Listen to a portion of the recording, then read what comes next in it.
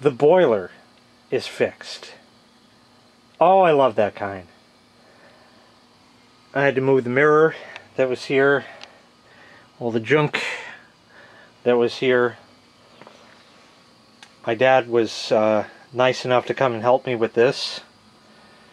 And here's what we have. I left the rag here on the floor because it turns darker like any fabric or anything, but it's perfectly dry. So there's no leaks. New gaskets, you can see they're nice and rubbery now. If you remember in the month of Dickardness video, they were totally shot. Now I don't really have all the wrenches and stuff like that my dad does, that he's collected over many years. But he did, and like I said, he came over, and basically here's how it went. First and foremost, you must understand I'm not tremendously mechanically inclined. That's not really my thing. I'm not a mechanic by trade or anything like that. I know which end of the screwdriver to hold. I know which way to turn a wrench and things like that. But as far as the dexterity and really getting good at it, I'm not. I never had the experience or anything like that. So he came over and we fit the wrenches on there, and he loosened up the first bolt, and then he took the wrenches and handed them to me and said, okay, finish the job. And I did. We loosened up the nuts and bolts underneath. I took those out first, so that way this will kind of hold or hang in place like that. I left the bolt in there to keep it pinned so it wouldn't fall or go anywhere. Meanwhile, I forgot to mention, I did drain it. I took the cap off because this thing leaks tremendously. When I took the cap off, not much water came out. I hooked the drain hose up to it into a bucket, opened it, and I got about 4 drops. So it didn't want to drain for one reason or another. But the valve does work, which I'll get to in a moment. Basically, after finding it wouldn't drain from there, obviously it's going to drain from broken gaskets and that. So after we took the bolts out, or really after I took the bolts out, it was raining into the bucket that I had here. And I just let it drain itself. At that point, pulled all the bolts out. Here they are, by the way, right over here. You can see they were all rusty, but fortunately none of them were stuck in there and didn't require any kind of tremendous force to get them out. Also, I had, just for fun, this was the washer that was in that cap over there. I don't have one to compare it to right now, but that's like a miniature version. It shrunk over the time it was in there due to the heat. Anyway, after it rained everything out, the pump was free. Just took that out of the way, and the main problem now was scraping down the sealing surfaces here. So here and here are the flanges. So basically that was sitting there with a razor blade and a putty knife and a wire brush and just working at it. And the problem was that the old gasket, which is, this is a piece of it, you see how it's just crumbly, but it's petrified, and it like stuck, it like glued itself on there. So you had to scrape away at this stuff to get it off, and it was just awful. It was just awful. That was actually the most time-consuming part of the job. After that, gasket goes in place, pin the pump in with the 2 bolts, but don't lock it down yet. Start the nuts by hand, same at the top, new gasket, line everything up, start everything by hand, and drive it all home. That was it. Then came the refilling part. Washing machine hose hooked to that. Other end hooked to the garden hose, which I ran in from the window outside. Turn this valve on. Now it's connected to the hose. The hose, I have the, the handle that you can squeeze, and it has the threads on the end. Spray gun that you can attach something else to. So that is real convenient for this.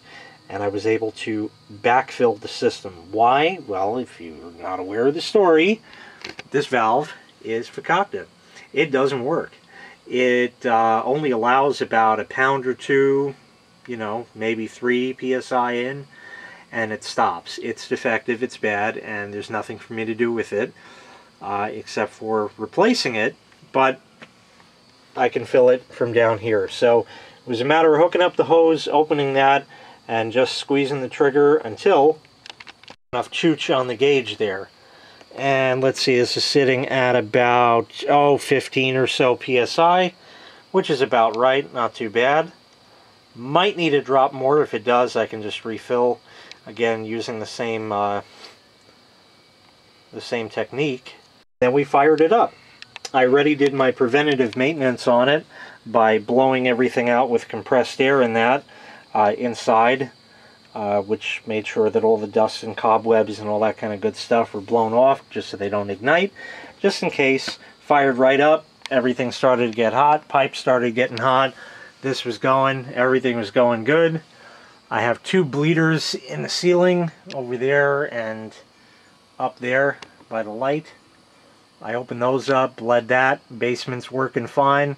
Upstairs had some to work out, but I still need to just go around and just bleed a couple of radiators, but it went exactly as it was supposed to.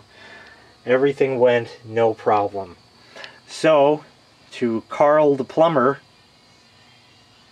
because I know you're never going to watch this, you got some fucking racket. $650 to replace these gaskets,